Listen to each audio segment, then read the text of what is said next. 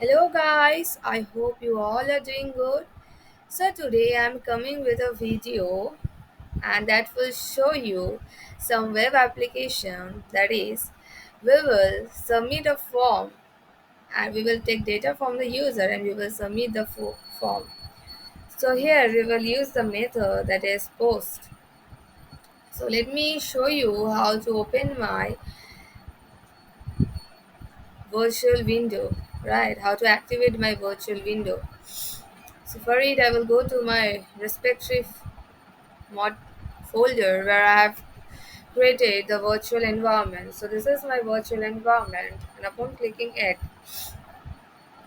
upon going to the script folder, I will just simply type A and then I will type CMD and I will hit enter. And then I will here what I will do, I will activate the environment. So for that I will press A and hit tab and then I will hit enter. So you see our window, that is a virtual window, got activated. Now what I will do, I will just go to the my respective directory where my project has been created. So I'm going to the directory that is user input, that is a project name input. I'm going to it. So this is the path, okay. And now I will type cod space dot and hit enter.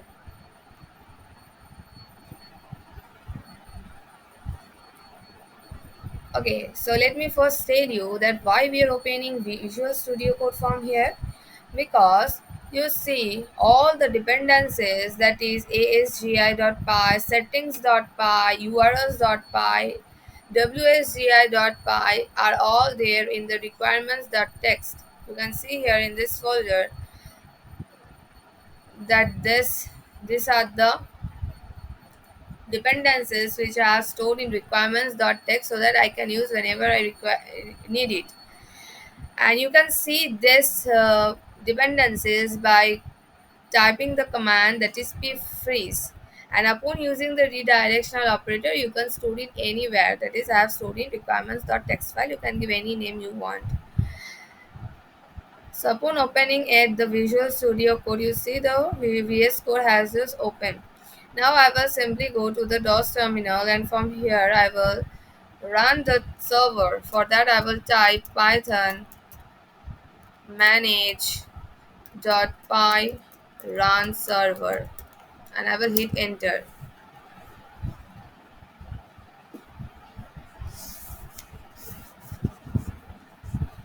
You see our development server has started at this IP address, so I will just simply copy the port address and I will paste it in the browser. So let me paste it in the browser. You see the form has just opened. So what we are doing in the form, so for the first let me enter some data here. Let me give my name only, you can give anything you want.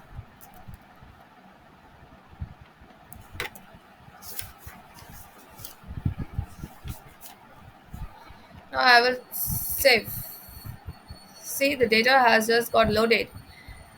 Okay, so what is the thing is going behind, right? What is the logic going behind? So let me first explain you. Let me open my Visual Studio Code. So whenever the user is giving the response, that is sending the response to it, first it will come to views.py file. So here you see from Django.shortcut we are importing two module vendor and redirect. And from Django.http we are importing the HTTP response. And here the items underscore list, it is a global list. And position here simply refers to the ID, that is the respective ID, that is 1 2 3, it will get incremented. So we will later increment the variable pose also, and it is an integer one and we have initialized it with first 0. And here we have given the boolean value, in short we write it as a bool keyword, and we have initialized it with true because we know boolean has two value, that is true and false. Inside this function, what we are doing in home function, we are sending the request. So first when the form got loaded, Let me show you here. First, when the form got loaded, it was blank. You saw. When I gave the data and upon clicking this save button, that is, it will come sending that is telling that user has given the request. So it will come here.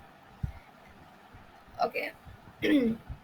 Means just when I want to say that when the local host has just been that is this IP address is port when just have been hit enter, the form just got loaded. So it was sending the request.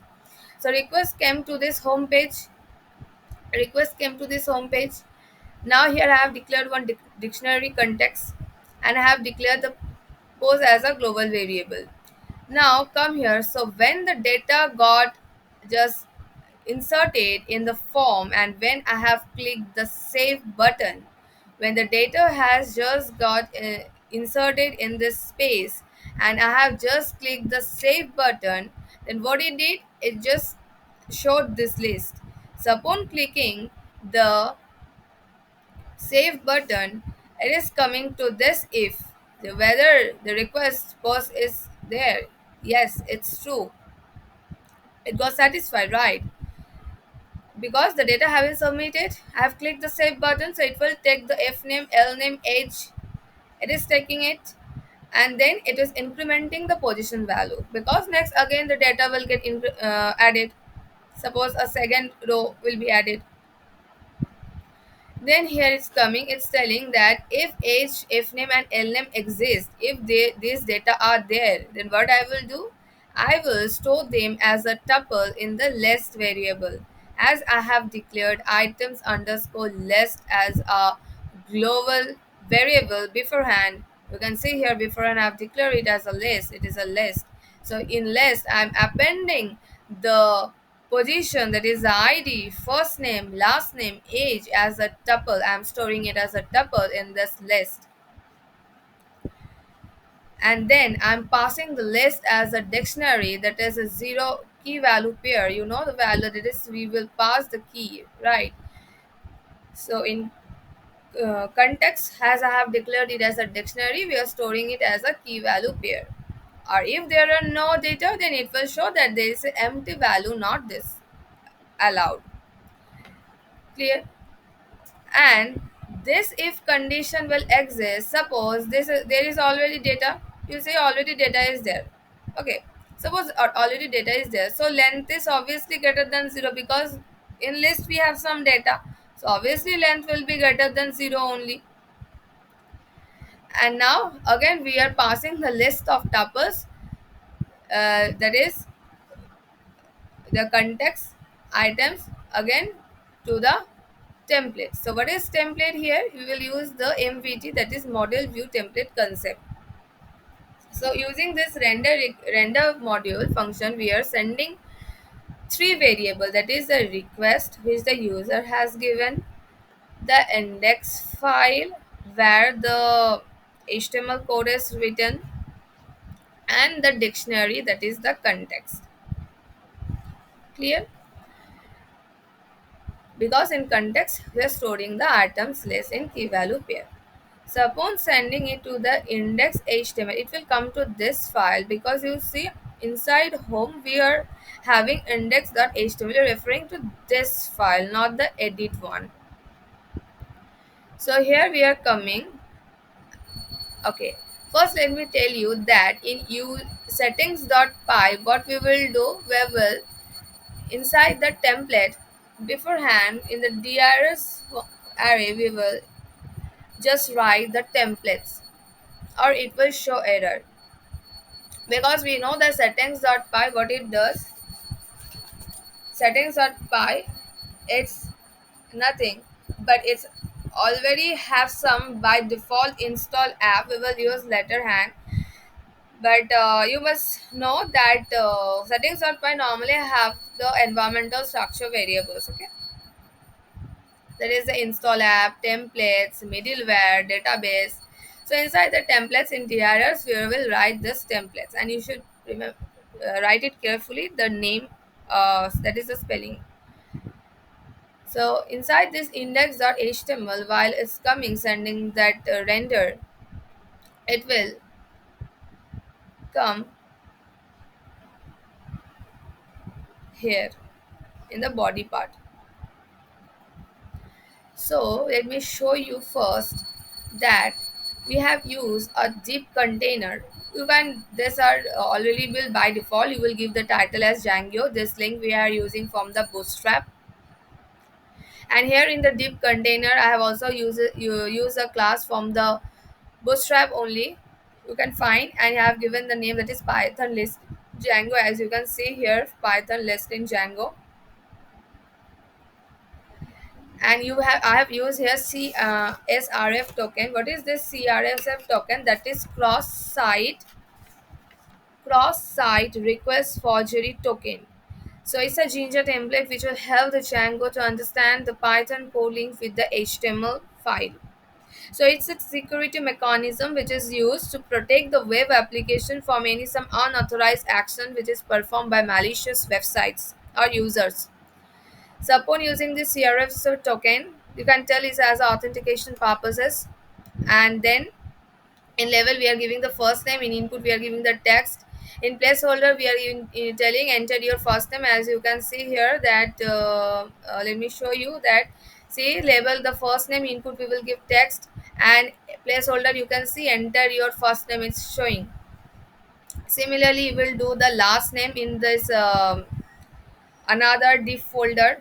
Another div folder you will do this last name, and another div folder you will div container you will do this age. And now and the last div container you will use the button type submit, because we will now submit it, right? For that we have used the save button. So let me give you a simple example. Suppose you there is a fan. Okay, so what is HTML, CSS and JavaScript? There is a fan, and the structure of the fan is the HTML. And while color you are coloring it, you are giving design to it, that is you are using the bootstrap. And the you can decrease the speed of the fan, you can increase the speed of the fan, you can switch on, you can switch off, that is the functionality of JavaScript. So in this response you are coming and you are just telling that if there are items, yes obviously there are items, because I have already given one data. It will come inside here. This is the table head, first name, last name, age, edit, delete. As you can see, that is the table head, id, first name, last name, age, edit, delete. And then its table head is completed and we are coming to the table body. So as I have paused the request HTML file and that context, so I will iterate over to the context. So for that I am using a for loop for item in items, because I have given the name there as item. You can see here that I have passed the name as context in items, that is the name of the key is items. So I will iterate over to the key value. So item 0 is nothing but the position, that is ID. 1 is the first name, 2 is the second name, and 3 is the, sorry, 2 is the last name and 3 is the age. And here what we are doing, we are using the anchor tag, because what we will do, okay, let me, when I will go to the edit part, I will show you this URL, that is edit. And let me just skip this line for some time.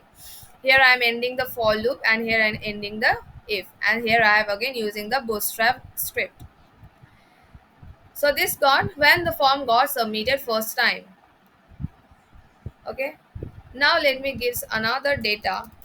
So Lipika, last name Pal, and age is 31. Give me, let me give another data.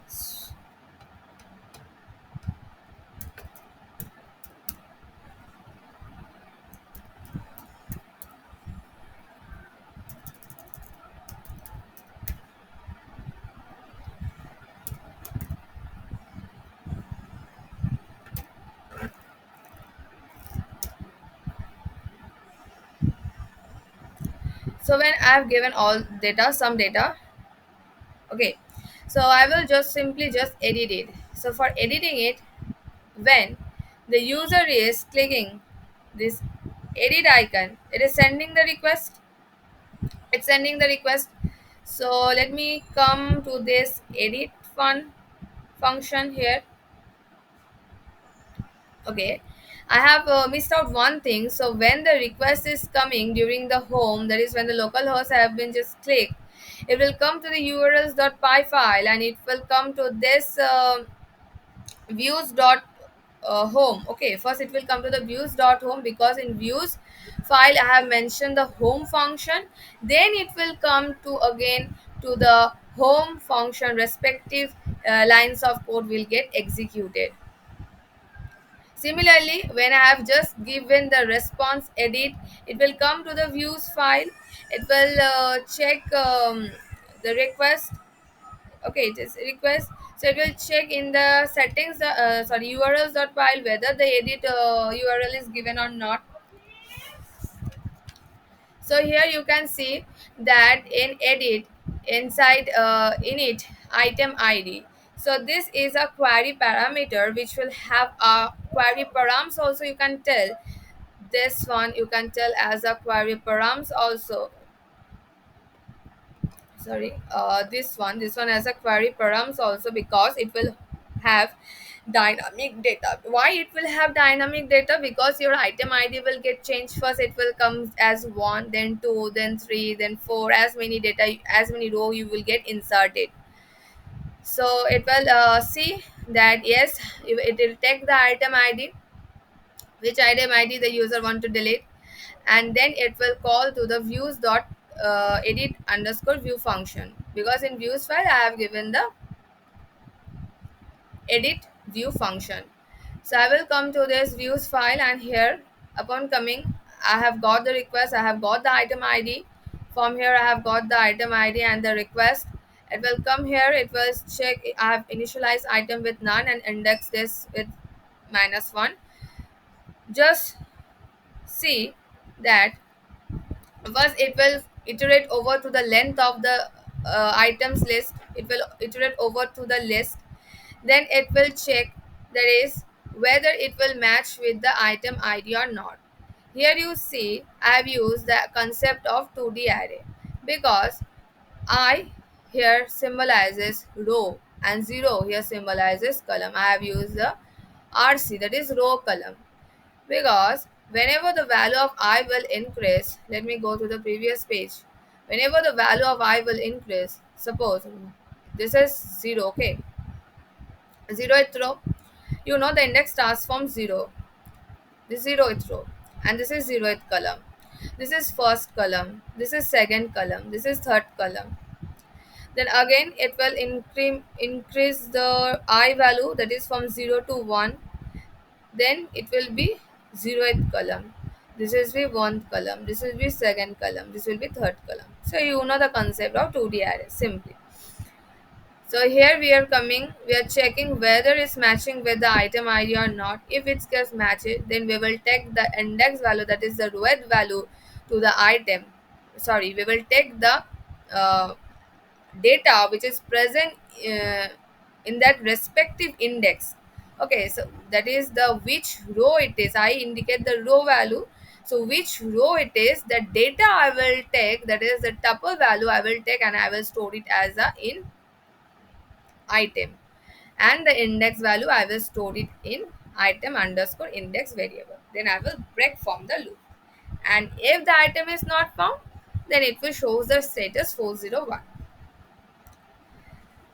Okay, so when I am clicking on the edit option, when I am just clicking the edit option, is has send the request. So let me click on this edit icon, it has sent the request. Now I will edit the data. Suppose let me give any name, that is Raj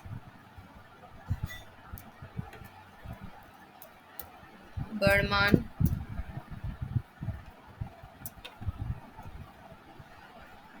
40. When I am hitting this save changes button, I've till now I have not clicked the save changes button.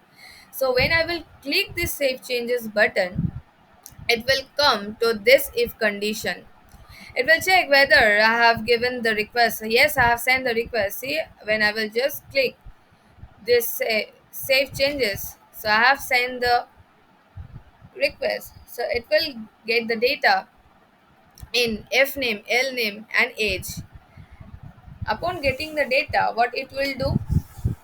Simply, it will store the item ID, again the first name, last name, that is the new record in updated item. Okay, so it will store the new record in the updated item. So we are creating a new tuple and holding it in this updated item. This updated item is getting added in the respective index. You see, this updated item is getting added in the respective index upon which the user wanted to edit, which index the user wanted to edit. And in the context, we will hold the modified data and it will be passed to the items. So this is will hold the modified data and it will pass it as the items. We are redirect. You are using the redirect module, and we will send the redirect to the home page by using the redirect method. Here I am using the route parameter. Since it is redirect method, the route parameter is passed. It will come to the urls.file. So let me see whether in urls.py file whether the route parameter mentioned or not. See here it is mentioned. You see the name is home. So when it got let me check the views.file. So it came to the home page only. Now I am passing again the context, that is the item, and the edit request edit simply as I have seen in the home function, the HTML file and the context, and it will come to the edit.html. In edit.html also we have uses the CRF token Jinja, because Django will not understand how the Python code got connected with the HTML file.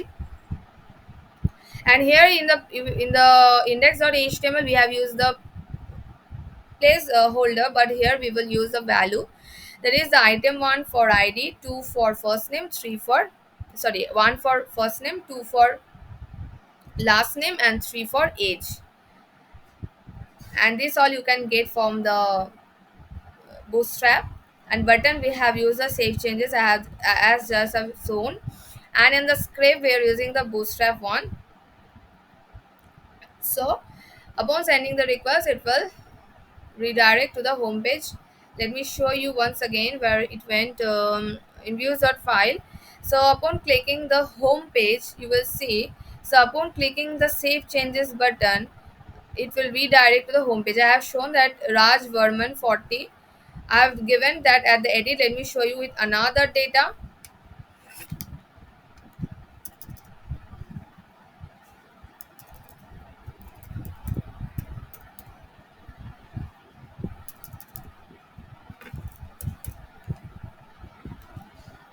So when I am clicking this save changes, is taking the data and see redirected to the home page only for showing the new list.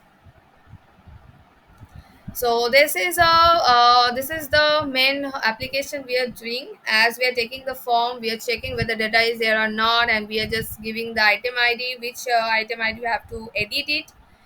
And I have used the concept of reverse URL, and also I have used the concept of decoupling, because in decoupling we don't need to hardcode the URLs directly into our applications, which makes our code more maintainable and adaptable to change. That is the framework. This is a framework, right? We are using too many files and we are linking it. So this is a framework which automatically generates the correct URL based on the correct pattern, because the code and the templates won't break as they are linked to the views, not the actual URL. You can see here that our code and the templates are linked to the views file. It is not linked to the actual URL. So it will not affect, suppose we are changing any URL, so it will not affect the code, which can increase the risk of missing some occurrence or introducing some errors. And it also gives us dynamic because we are using the dynamic URL. Because in urls.py you can see we are using here the dynamic URL, because item ID will change, so it will dynamically, it is holding the data. And you can see that based on the context, which is specifically useful when you have the variable data. And also it maintains the consistency because all the references are to the same URL pattern, which is consistent throughout the application. So I hope that you have understood this one, and if there is some problem you can ask me in the DAO session, and also you can go through the video once more, also, once more, and many times if you want, until you have understood it thoroughly, because in the next video I will show you how to use the application of delete here too. And stay safe. Bye bye, have a great day, stay tuned to the next video, bye.